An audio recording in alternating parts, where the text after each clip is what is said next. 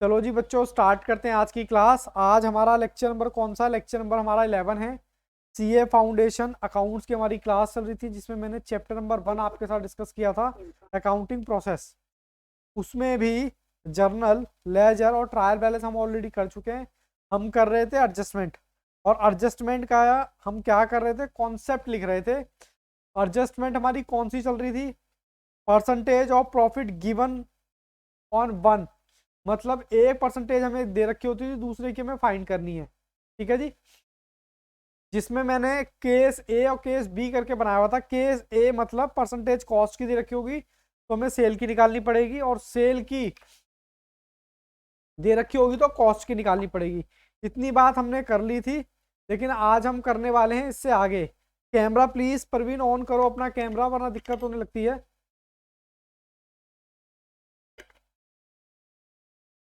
चलो, मैं मान के चल रहा हूं कि आपने कॉपी पेन अपना निकाल लिया है, और मेरे साथ आप लोग एग्जाम्पल्स को लिखना भी स्टार्ट करेंगे, क्योंकि सारी चीजें आपके पास आपके रजिस्टर में होनी चाहिए। अब हम बात करने वाले हैं केस बी की। केस बी, तो मेरे साथ आप एग्जाम्पल लिखो। मैं भी लिखता हूं, आप भी लिखो एग्जाम्पल। केस बी का एग्जाम्पल क्या है? 1 है। ठीक है जी। चलो जी, लिखते चलो। Mister X sold goods to mister Y on approval basis, but at the end of year approval बहुत सर परछाई आ रही है। Approval yet not receive, but Mr. X consider this transaction as a sale. मतलब मिस ओहो sir दिखाई नहीं दे रहा। मिस्टर एक्स ने ये ट्रांजैक्शन को क्या कंसीडर कर लिया है? सेल। ठीक है जी। और आपको क्या दे रखा है? आपको कॉस्ट गिवन है। कॉस्ट गिवन 25%, सॉरी 25 नहीं, कॉस्ट गिवन कितनी है? कॉस्ट हम कुछ भी मान लेते हैं। मान लो मैंने मान ली 5,25,000 निकाल ली। और साथ के साथ यहाँ पर केस बी में, केस बी के आगे आप लिख लेना, केस बी के आगे 25% ऑन ऑफ सेल प्राइस। किसका बाबू? सेल प्राइस का। ठीक है जी। ये उतारो, और जब उतार लो तो मुझे इस तरह का मैसेज कर देना, डन का। ठीक है, ओके। मयंक का यस है, और परवीन अभी उतार रहे हैं, मेरे को यस का मैसेज भेज देना इस तरीके से। ठीक है जी। फिर हम करते हैं आगे। जल्दी से बाबू उतारो। Parveen yes, okay. परवीन का भी शायद यस है, ये अभी उतार रहे हैं, ओके। यस है बाबू, थंबनेल दबा देना। ठीक है, मैं आगे बढ़ता हूँ। आपको गिवन क्या है इसमें? आपको फाइंड करना है, find sale price. Find sale price. ओ, पेन कहाँ से आ गया?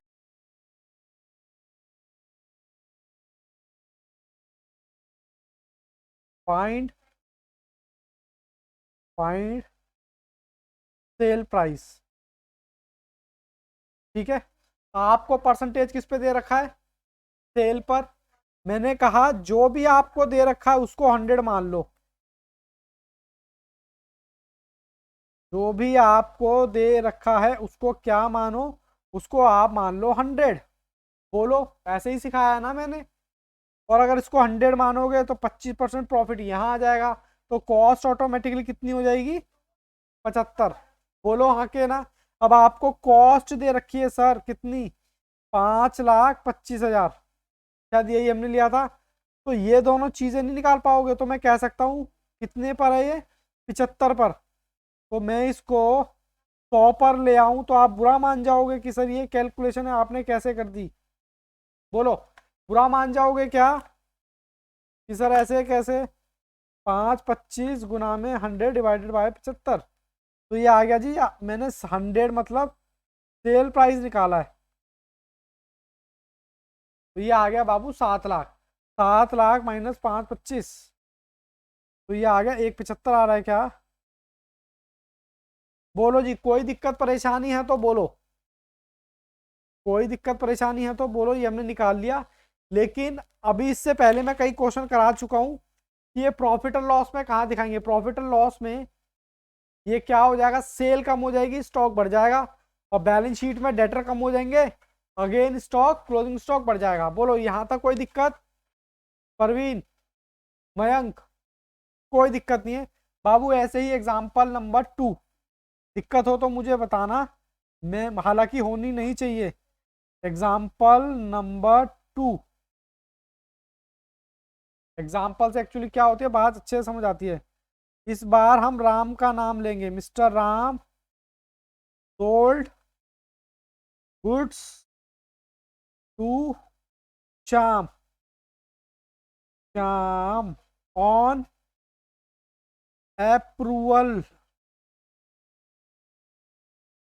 Basis, but approval approval yet approval yet not receive at the end of the year। अब आप कहोगे sir bar bar at the end of the year क्या? अरे भाई साल के एंड तक तो वेट करोगे ही ना, क्या पता अब अप्रूवल दे दे, अब अप्रूवल दे दे, अब अप्रूवल दे दे। अब जब अप्रूवल नहीं दे रहा तो हमें क्या रिकॉर्ड करनी पड़ेगी भैया? सेल रिकॉर्ड करनी पड़ेगी। ठीक है, और full stop, Ram consider this transaction as a sale. Ram ने ये ट्रांजैक्शन को क्या कंसीडर कर लिया? सेल कंसीडर कर लिया। ठीक है, अब आप यहां लिखो, क्या लिखना है? Profit percentage of sale price. ठीक है, मतलब सेल प्राइस पे हम सेल प्राइस के कर रहे हैं। और क्या है सर? और है हमारा फाइंड कॉस्ट प्राइस। मैंने क्या कहा था? मैंने कहा था जिसका परसेंटेज आपको दे रखा है उसको आप क्या मानो बाबू? उसको आप 100 मान लो, बात खत्म। कॉस्ट प्रॉफिट में तो कह ही नहीं रहा कि आप दिमाग लगाओ। अभी आपको लग रहा होगा इसको किस पे दे रखा परसेंटेज? 100। जिसका परसेंटेज दे रखा चाहे कॉस्ट पर चाहे किसी पर, उसको वो मान लो। तो ऑटोमेटिकली कितनी हो गई है? तो ऑटोमेटिकली कितना हो गया सर? इतना हो गया। उसके बाद आगे चलते हैं। आगे चलने के बाद मुझे सेल प्राइस कितना दे रखा है? अच्छा, सेल प्राइस नहीं दी, नहीं लिखवाया।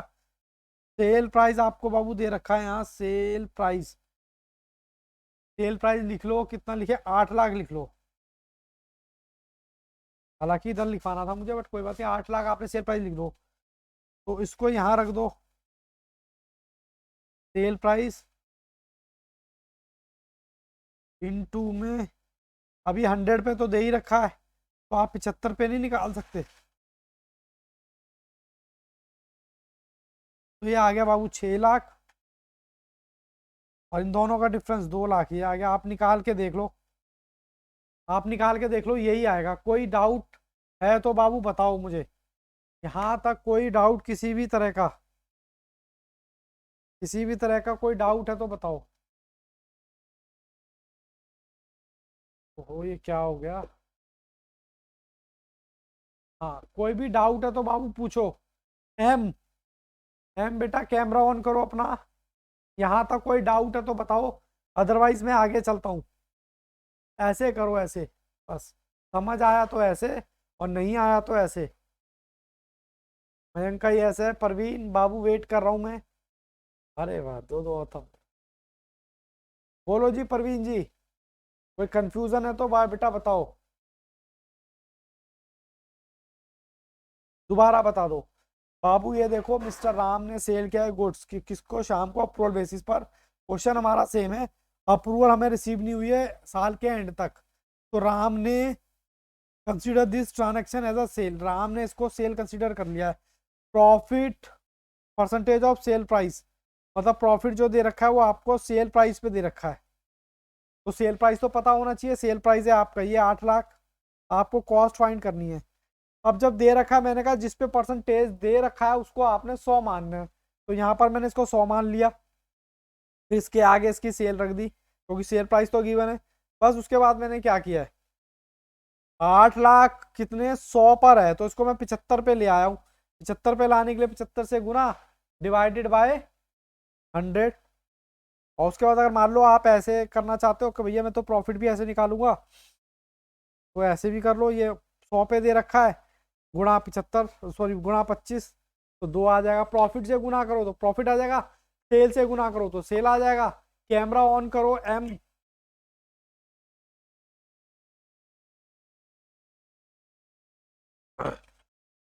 अब बताओ आगे चले। ओके यस, चलिए जी, अब आगे हमारी एडजस्टमेंट पूरी हो गई है। अब हम नेक्स्ट एडजस्टमेंट पे आगे चलते हैं, और आप भी मेरे साथ साथ बेटा एक कॉपी करते रहें। सर एडजस्टमेंट कौन सी है, आउटस्टैंडिंग, आउटस्टैंडिंग एक्सपेंस। एक बार हमारे कॉन्सेप्ट पक्के हो जाएं, फिर बाबू क्वेश्चन करने में आपको टाइम नहीं लगने वाला। सर इसका क्या मतलब है आउटस्टैंडिंग एक्सपेंस का, इसका मतलब है expense, expense incurred, expense incurred but not yet, not yet paid।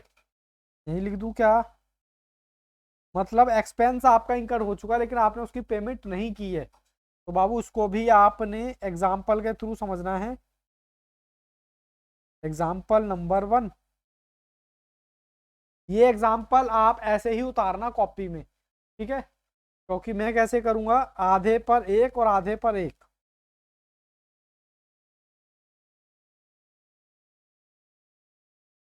इस तरीके से कर लेते हैं, ठीक है। ये है आपका 2010 और ये है आपका 2011, ठीक है जी। और एग्जाम्पल पे मान लो रेंट का एग्जाम्पल ले लेते हैं, कि मान लो हमें रेंट पे करना होता है, रेंट पे कितना, या रेंट पर मंथ लिख लेते हैं। मान लो 10,000 रुपये पर मंथ है रेंट, कितना पर मंथ, और आपने पेड कितना किया है, आपने पेड कितना किया है, पेड कितना करवाएं बताओ। सर पेड किया, पेड और इंकर्ड में फर्क समझते हो आप, हाँ या ना। पेड और इंकर्ड में फर्क समझते हो, पेड मतलब आपने इतना पेड किया है, तो इसकी एंट्री बाबू ट्रायल बैलेंस में आ गई होगी आपके। छोटा सा मैं ट्रायल बैलेंस बना के दिखा रहा हूँ यहाँ पर, मुझे कोई जल्दबाजी नहीं है। अगर ये आपने पेड किया है तो आपकी एंट्री क्या हुई होगी, एक्सपेंस अकाउंट डेबिट 95,000 यहाँ दिखा रखा होगा, बोलो हाँ के ना। और साथ में आपका कैश 95,000 से माइनस हो रखा होगा, बोलो हाँ के ना। लेकिन एडजस्टमेंट क्या कहती है, सर एडजस्टमेंट को आपको पहचानना पड़ेगा। क्या पहचानना पड़ेगा, एडजस्टमेंट कहेगी रेंट,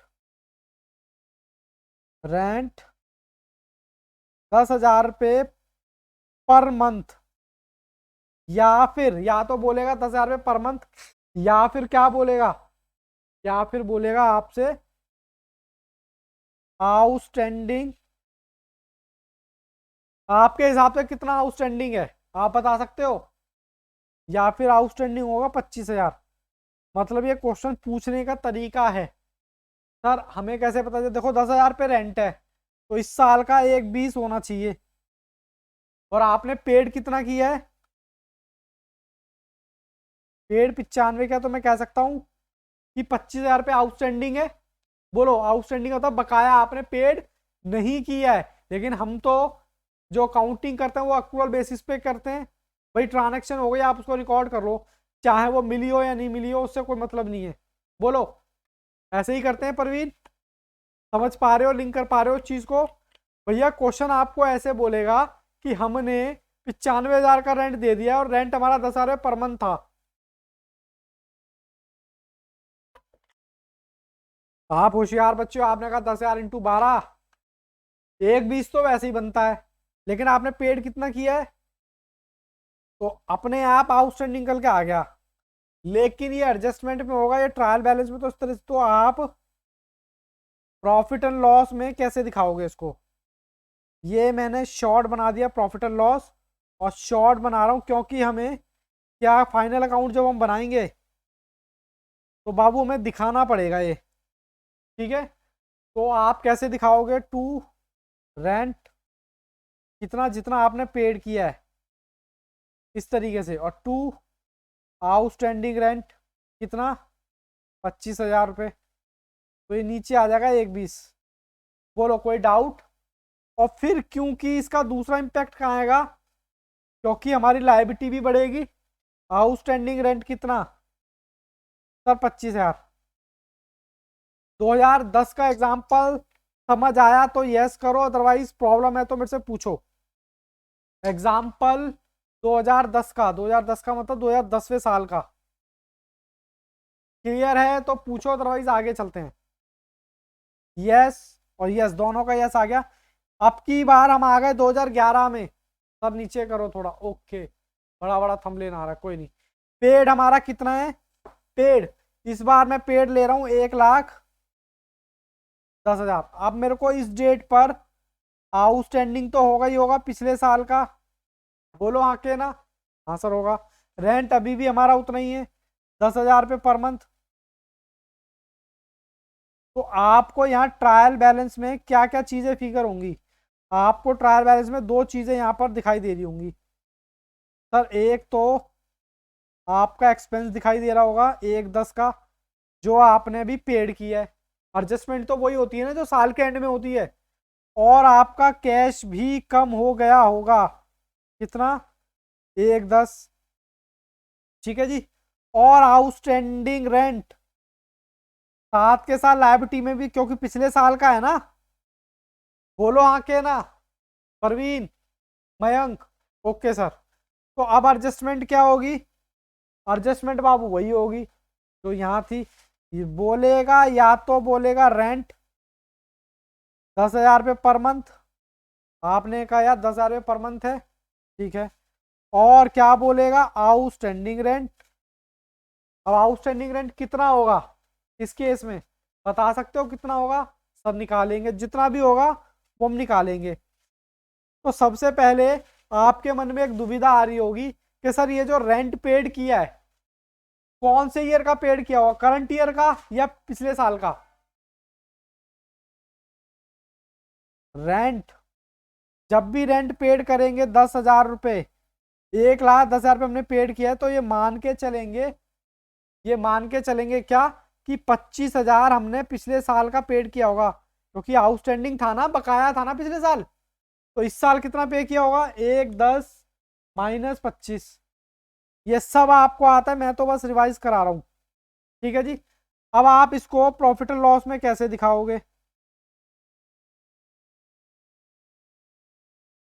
सबसे पहले टू रेंट, जितना आपने पेड किया है बोले लो, आपने पेड किया है 1,10,000 रुपये, ठीक है जी।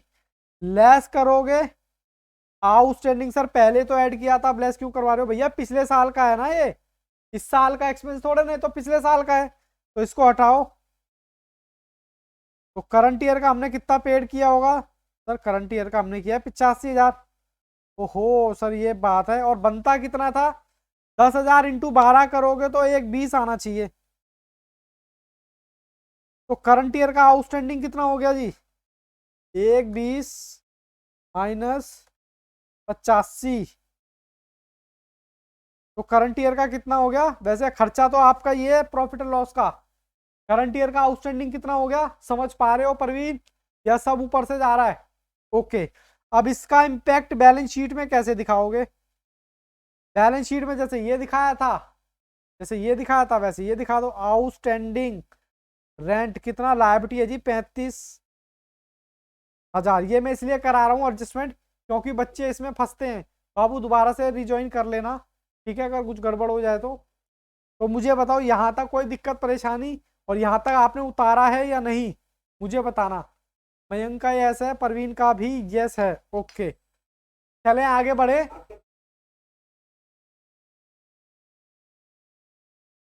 बाबू आज थोड़ा सा बेटा दिक्कत है, मुझे आपकी वॉइस नहीं आ रही है, ठीक है, यहाँ से मेरे यहाँ से थोड़ा सा दिक्कत है। तो आप आज या तो टाइप करो या बताओ कि क्या दिक्कत परेशानी है, थोड़ा सा टाइप कर लो। मैं पॉज ले लेके आगे बढ़ूंगा, मुझे कोई जल्दबाजी नहीं है। टाइप कर लो। मयंक का यस है, बस मुझे ऐसे ही करना, या तो यस या ये, ठीक है। अब ये नहीं कि जानबूझ के ऐसे कर दो, फिर तो मैं डिमोटिवेट हो जाऊंगा।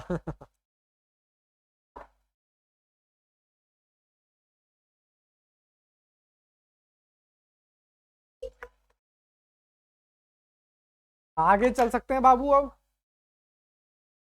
बोलो बच्चा पार्टी, आगे चल सकते हैं। आज यादव जी कहीं गए हुए हैं बाहर, तो ओके।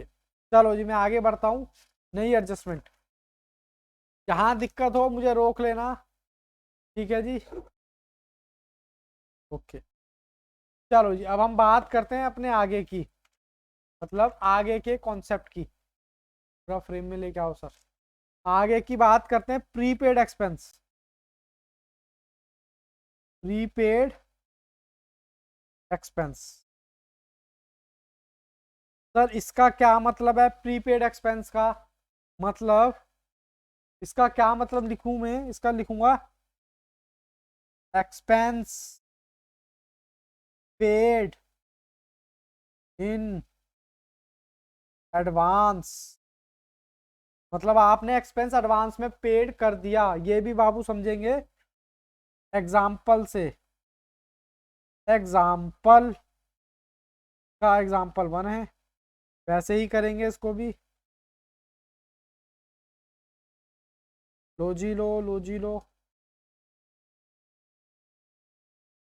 इसको भी मैंने 2010 2011, ठीक है जी। इस बार रेंट कितना ले, कोई बताएगा मुझे मैं कितना लूँ रेंट? सर इस बार ना रेंट आप 20,000 ले लो। रेंट है हमारा 20,000 रुपये पर मंथ, ये मैंने आपको दे रखा है। और मैंने पेड कितना कर दिया जी? मैंने पेड कर दिया, पेड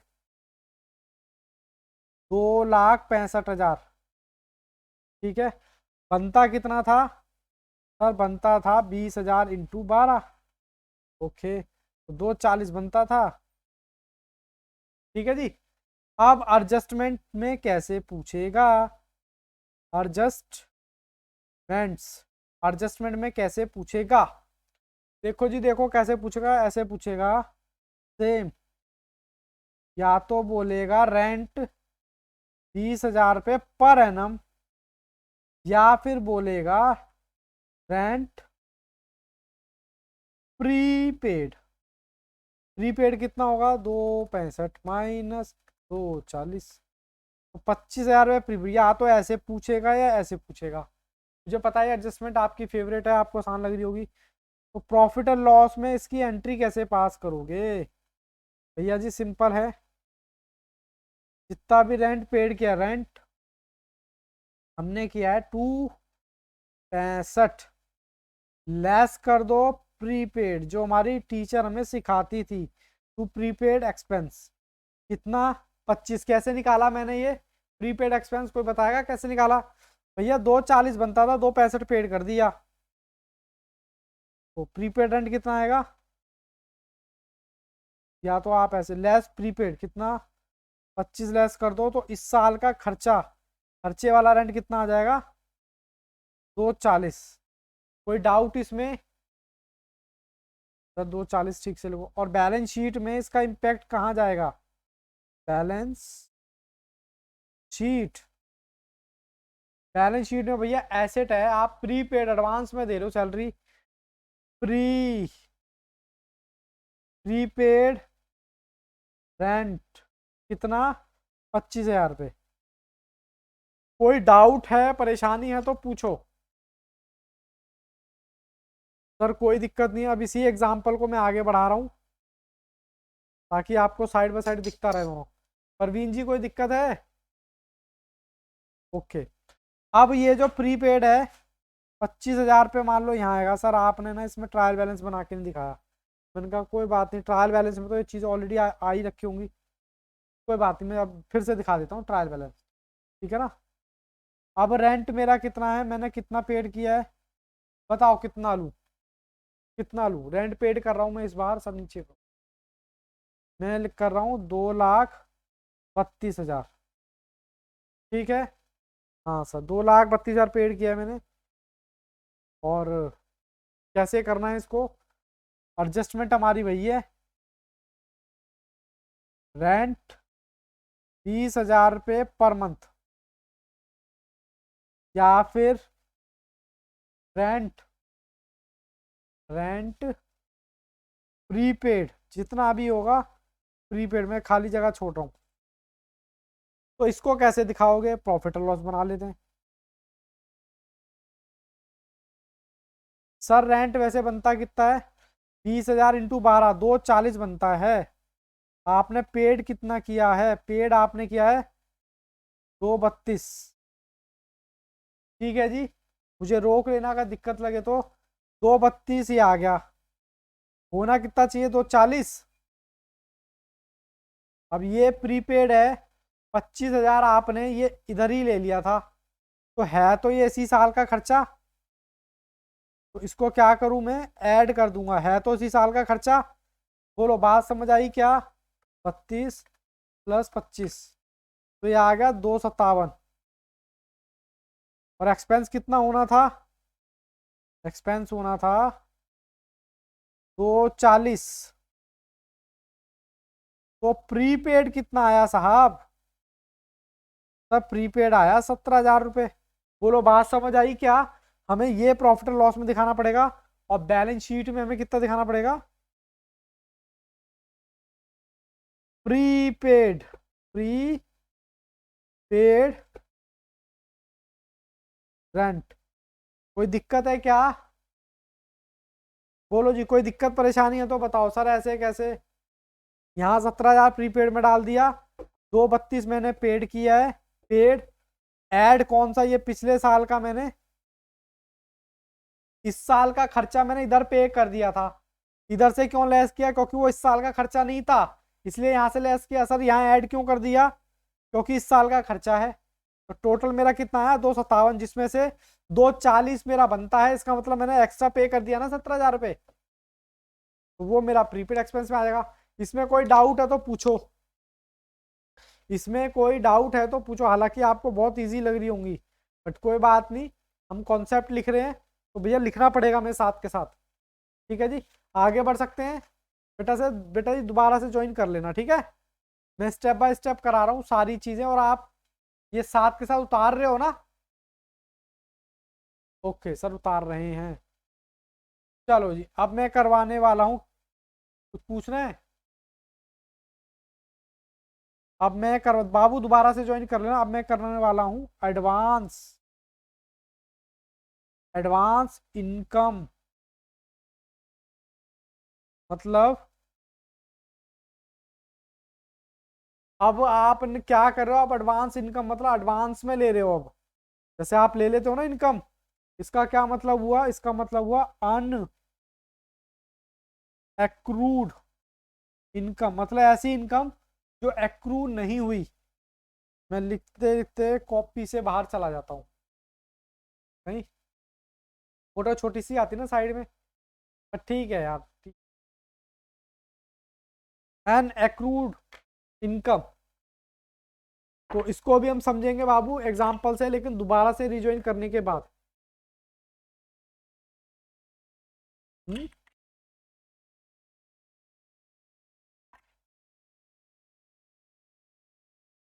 हाँ जी बच्चों, चलो जी स्टार्ट करते हैं यहाँ से।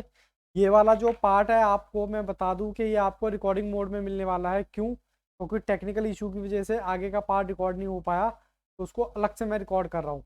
तो चलिए कोई बात नहीं, हालांकि उससे चीज़ से आपको कोई भी फर्क नहीं पड़ना चाहिए और ना ही पड़ेगा। तो मैं आपके सामने अभी ये सीरीज लेके आ रहा हूँ। इसमें हम क्या करेंगे, दिखने में तो सारी एडजस्टमेंट सेम लगेंगी बट एक्चुअल में सेम है नहीं। ठीक है जी। तो अब मैं बात करने वाला हूँ किसकी, advance income. Sir advance income क्या होती है? एडवांस इनकम का मतलब है an accrued income. Sir an accrued income का मतलब बता दो। एडवांस इनकम का मेरे से मतलब ये है, जैसे कि आप अभी फाउंडेशन में हो, मैं कहता हूं कि अब आप सीए इंटर में भी आओगे, मैं कहता हूं फाउंडेशन में ही इंटर की फीस अभी दे दो और आपको अच्छा खासा डिस्काउंट मिल जाएगा। तो क्या मैंने वो इनकम कमाई? नहीं सर, इनकम तो नहीं कमाई। इनकम तो आप तब कमाओगे जब आप उसको इंटर में पढ़ा दोगे, लेकिन आप तो अभी फाउंडेशन पढ़ा रहे हो, तो आप फाउंडेशन में ही इंटर की फीस रखवा रहे हो। इसका मतलब क्या है, एडवांस इनकम। अब इसको समझेंगे कैसे? ये तो हमने ओरली समझ लिया। अब इसको समझेंगे कैसे? एक एग्जाम्पल के थ्रू हम इसको समझेंगे कि इसको करना कैसे है। एग्जाम्पल नंबर 1, जैसे कि हमने बाकी जो किए हैं सेम वैसे ही हम इसको करेंगे और इसको दो सीरीज में हम समझेंगे। एग्जाम्पल मेरा 2010 और 2011। ठीक है जी। अब मैं यहाँ पर रेंट की बात करता हूँ। सर सबसे पहले रेंट बताओ, रेंट पर मंथ कितना है? मैं कहता हूँ मेरा रेंट यहाँ पर मंथ 20,000 में मान के चलता हूँ एग्जाम्पल में। हमने कहा ओके 20,000 रुपये पर मंथ हमारा रेंट हो गया। ठीक है सर, मान लिया। सर आपको रिसीव कितना हुआ? रिसीव रिसीव मतलब जो आपने एक्चुअल में मिला है आपको कितना है? रिसीव कितना है सर? सर रिसीव हमने किया 2,65,000। ओके। आपको ये एडजस्टमेंट में भी दिखाई दे रहा होगा, मतलब एडजस्टमेंट में तो दिखाई दे रहा होगा। साथ में आपको ट्रायल बैलेंस भी बना के दिखा देता हूं यहाँ पर, जैसे कि हमने बाकियों में किया था। ट्रायल बैलेंस में आपको मिला है तो कैश 2,65 और रेंट।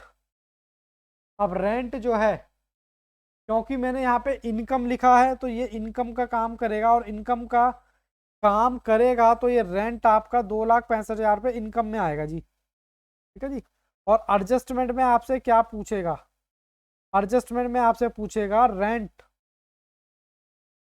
पर मंथ 10,000 रुपये, या फिर आपको बोलेगा, क्या बोलेगा सर, कि कितना रेंट हमारा एडवांस में है, कि रेंट एडवांस कितना है जी। तो रेंट एडवांस बता दो आप कितना होगा। तो उसी के अकॉर्डिंग मैं यहाँ पर आपको अब बताने वाला हूँ कि भैया प्रॉफिट एंड लॉस में, क्योंकि मेरी इनकम है तो अब आपको अच्छे से पता होना चाहिए कि कहाँ जाएगा प्रॉफिट एंड लॉस में, क्रेडिट साइड में। ये आपको, अब आपको यही दो ट्रीटमेंट तो बतानी है। तो चलो, सबसे पहले कितना मिला आपको रेंट? सर रेंट मिला आपको 2,65। मिलना कितना चाहिए था? सर मिलना कितना चाहिए था? 20,000 इंटू 12 मिलना चाहिए था 2,65। सॉरी 2,65 नहीं, 2,40। ठीक है जी। तो आपको एडवांस में कितना मिला? सर एडवांस में हमें मिला 25,000 रुपये। लेकिन एडवांस में मिला, इस साल की इनकम तो नहीं है ना, तो प्रॉफिट एंड लॉस से हटाना पड़ेगा, नहीं हटाना पड़ेगा? हाँ सर बिल्कुल हटाना पड़ेगा। तो ये जो मेरा 25,000 रुपये है, ये मेरा बैलेंस शीट में कहाँ आएगा? लायबिलिटी साइड में। क्यों? क्योंकि साहब एडवांस में मैंने आपसे ले लिया रेंट इनकम। ठीक है जी। रेंट इनकम कितनी हो गई? 25,000 रुपये। आई होप इतनी चीज़ें आपको क्लियर होंगी, और नहीं भी होंगी तो कोई बात नहीं, आप नेक्स्ट पार्ट में मुझसे ये पूछ सकते हैं। ठीक है जी। या फिर डायरेक्ट मेरे मुझे मैसेज करके, कॉल करके ये पार्ट आप पूछ सकते हैं कि सर ये कैसे आया। उसके बाद अगले साल की बात मैं बात करूं, अगर ये मैंने एडवांस में ले लिया है तो यहाँ पर एडवांस भी दिखा रखा होगा 25,000 रुपये। बोलो हाँ के ना, बोलते क्यों नहीं हो जी? सर एडवांस में दिखा रखा होगा। और इस साल कितना रिसीव करें? सर इस साल हमने रिसीव किया है 2,32,000 रुपये। सर 2,32,000 रुपये हमने रिसीव कर लिया यहाँ पर। तो वही ट्रायल बैलेंस में आपको क्या क्या दिखा रखा होगा? तो ट्रायल बैलेंस में हमें दिखा रखा होगा क्या क्या, कैश मिला होगा और रेंट इनकम, रेंट इनकम दिखा रखी होगी कितनी, 232 मेरा कैश है और 232 ही मेरी क्या है, इनकम है। एडजस्टमेंट में आपसे क्या पूछेगा, एडजस्टमेंट में आपसे पूछेगा रेंट पर मंथ 20,000 रुपये है, तो एडवांस कितना, एडवांस रेंट कितना, वो आपको बाबू यहाँ पर बताना पड़ेगा। ठीक है जी, चलो कोई बात नहीं, यहाँ पर बताते हैं। अब प्रॉफिट एंड लॉस में इसकी ट्रीटमेंट आप कैसे करोगे सर, सबसे पहले तो प्रॉफिट लॉस की क्रेडिट साइड में गए, रेंट रिसीव किया कितना, रिसीव ले लो जी, रिसीव हुआ 232। अच्छा मुझे एक बात बताओ, ये जो 25,000 रुपये यहाँ पर अभी भी आ रहा है, कौन से साल की इनकम है जो आपने यहाँ पर रिसीव कर ली थी, मतलब मैं ये कह रहा हूँ ये जो आपने एडवांस में इनकम रिसीव कर ली थी तो वो इसी साल की इनकम, हाँ सर थी, तो इस साल ऐड होगी या नहीं होगी सर, बिल्कुल ऐड होगी, कितना, 25,000 रुपये। ओके सर, कितना आ गया, 232 प्लस में 25, तो ये आ गया जी 257। ठीक है सर, 257 आ गया जी। अब जब 257 आ गया, 20,000 रुपये के हिसाब से आपका रेंट बनता कितना था सर, 20,000 के हिसाब से हमारा बनता था 240, तो आपने एडवांस कितना ले लिया, एडवांस ले लिया सर 17,000 रुपये। ठीक है जी, तो इसको बैलेंस शीट में कहाँ शो करोगे, वैसे ही बैलेंस शीट में जैसे आपने 25,000 एडवांस लिया वो शो किया, वैसे ही आप ये भी शो करेंगे, एडवांस रेंट कितना है जी, 75 नहीं सॉरी 17,000 रुपये। ठीक है जी, यहाँ तक कोई दिक्कत है तो पूछो। आई होप आपने यहाँ तक उतार लिया है और आप उस सीरीज को अच्छे से कॉपी में अपने सिस्टमेटिक तरीके से लिख भी रहे हैं। तो चलो मैं अब आपको लेके चलता हूँ अगले पार्ट की तरफ, यानी अगली एडजस्टमेंट की तरफ। सर अगली एडजस्टमेंट कौन सी है, अगली एडजस्टमेंट है बच्चों कौन सी है जी, एक्रूड इनकम। एक्रूड सर यही चल रहा है, सेम सेम सेम सेम लग रहा है लेकिन है नहीं। एक्रूड इनकम, एक्रूड इनकम है, इसका क्या मतलब है, इसका क्या मतलब है, इनकम अर्न बट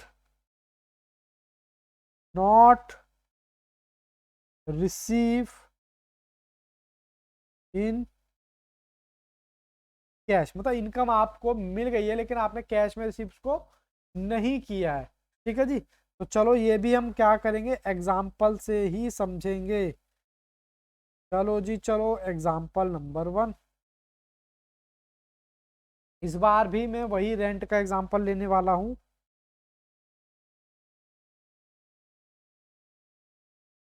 2010 2011 रेंट बच्चों कितना है जी, 10,000 रुपये पर मंथ के हिसाब से मैं रेंट ले रहा हूँ, 10,000 पर मंथ। ठीक है सर, ले लिया। उसके बाद आपने रिसीव कितना किया है रेंट, रिसीव ना लिख लो, यहाँ इतना लिख लो और यहाँ भी लिख लो रिसीव, यहाँ 110। ठीक है, ध्यान से समझना। अब इसका आपको ट्रायल बैलेंस में भी इसकी फिगर दे रखी होगी, देखते हैं सर ट्रायल बैलेंस में कैसी फिगर दे रखी होगी। सर ट्रायल बैलेंस में हमें फिगर दे रखी होगी, कैश मिला होगा कितना, 95,000 और रेंट इनकम, क्योंकि मैंने इनकम लिखा हुआ है ना, तो रेंट इनकम के हिसाब से ही यहाँ पे दे रखा होगा। एडजस्टमेंट में वही आपसे बातें पूछेगा, एडजस्टमेंट कहेगा रेंट पर मंथ 10,000 रुपये और एक्रूड रेंट ये आपसे पूछेगा इतना। ठीक है जी, तो आपको हमेशा की तरह क्या करना है, सारी चीजों को प्रॉफिट और लॉस में दिखाना है, और कहाँ दिखाना है, बैलेंस शीट में। तो अब आपको मिला कितना है, पहले तो वो ले लो रिसीव, सर हमें हुआ है 95,000। ओके, 95,000 मिला है। और आपको मिलना कितना चाहिए था? 10,000 इंटू में 12, तो सर 1,20 मिलना चाहिए था, लेकिन मिला कितना है? 95। तो बाकी क्या है तो इसी साल की इनकम। एक्रूड, एक्रूड कितना हो गया? 1,20 माइनस, तो ये आ गया बच्चों कितना? 25,000 रुपये। हाँ सर 25,000 आ गया। अब 25,000 आने के बाद इसका बैलेंस शीट में क्या इम्पेक्ट आएगा? बैलेंस शीट आप में इसको एसेट साइड में, क्योंकि आज नहीं तो कल ये मुझे मिलने वाली है एक्रूड इनकम। कितना? 25,000 रुपये। बोलो जी, यहाँ तक कोई डाउट? आई होप यहाँ तक आपका क्लियर है। नहीं भी क्लियर है तो प्लीज़ आप बिना हिचकिचाहट के मुझको डाउट पूछ सकते हैं। सर डाउट, चलो डाउट पूछने के लिए, हालांकि डाउट कैसे पूछोगे मैं आपको लेक्चर में अपना पर्सनल नंबर भी दे देता हूँ, 9873609623। ठीक है जी, ये मेरा पर्सनल नंबर है। कोई डाउट लगे तो आप यहाँ पर अपनी क्वेरी मैसेज कर देना या फिर कॉल कर लेना। ठीक है जी, अब मुझे ये बताओ, यहाँ के जो उसमें हैं, ये जो 25,000 रुपये है, अब यहाँ के ट्रायल बैलेंस में कैसे दिखा रखी होगी? सर यहाँ के ट्रायल बैलेंस में कैसे दिखा रखी होगी? कैश होगा 1,10 जो आपको इस साल मिला है, और रेंट इनकम ये भी 1,10 आपको इस तरीके से दिख रहा होगा। हाँ सर। और क्या है हमारी ये भी इनकम, अक्रूड इनकम कितनी? 25,000 रुपये, क्योंकि ये भी दिखा रखा होगा ना पिछले साल का। हाँ सर। एडजस्टमेंट में आपसे वही चीज पूछेगा, रेंट कितना? 10,000 रुपये पर मंथ। ठीक है जी। और एक्रूड, एक्रूड रेंट आपको बताना पड़ेगा जी कितना होगा। ओके सर, बस आपको करना क्या, प्रॉफिट एंड लॉस में एक बार बता दो कि कितना जाएगा, और बैलेंस शीट में भी आप मुझे बता दो कि कितना जाएगा। तो चलो जी, रेंट रिसीव कितना हुआ है? रिसीव तो हुआ है 1,10। ठीक है सर। उसके बाद ये जो 25,000 रुपये, ये कौन से साल की इनकम थी बताना जरा जरा, ऐसे ही बोलो। ये जो बाबू 25,000 रुपये है जो आपने इस साल में रिसीव कर ली थी, है तो इसी साल की इनकम, तभी तो एसेट में दिखाया, क्योंकि मिली नहीं थी आपको उस टाइम। कौन से साल की इनकम है बताना जरा। सर ये इस साल की इनकम है, इस साल की इनकम है? सर इनकम तो इसी साल की है, मतलब मैं ये कह रहा हूँ ये जो 25,000 रुपये है, इनकम तो बाबू उसी साल की है, लेकिन अभी तक मिली नहीं है, अभी तक मिली नहीं है। इनकम इस साल की है। सर समझ में नहीं आया। अरे मेरा सिंपल सा मतलब है कि ये जो इनकम है 1,10,000 जो आपको मिले हैं, इसमें सबसे पहले कौन सा अमाउंट मिला होगा? सर इसमें मिला होगा 25,000 रुपये, क्योंकि पहले हम पुरानी रिकवरी करेंगे, और जो बचा यानी कितना बचा, 85,000, वो होगा करंट का। तो इसमें से लेस कर दो प्रीवियस ईयर की इनकम कितनी, 25,000 कर दी सर लेस। और करंट ईयर में कितना आ गया? 85 हो गया करंट ईयर, लेकिन एक्रूड इनकम इस साल की कितनी होगी, क्योंकि 1,20 होना चाहिए टोटल, 1,20 टोटल होना चाहिए। 85,000 माइनस 1,20, तो ये 35,000 रुपये आपकी इस साल की एक्रूड इनकम होगी, और टोटली आ गया 1,20। तो एक्रूड इनकम आप बैलेंस शीट में कितना दिखाएंगे? सर हम दिखाएंगे 35,000 रुपये। आई होप यहाँ तक आपको चीज़ें क्लियर हैं। ठीक है, नहीं भी क्लियर है तो आप मुझे बिना हिचकिचाहट के मैसेज कर सकते हैं, कॉल भी कर सकते हैं, क्योंकि एक पार्ट मुझे थोड़ा सा,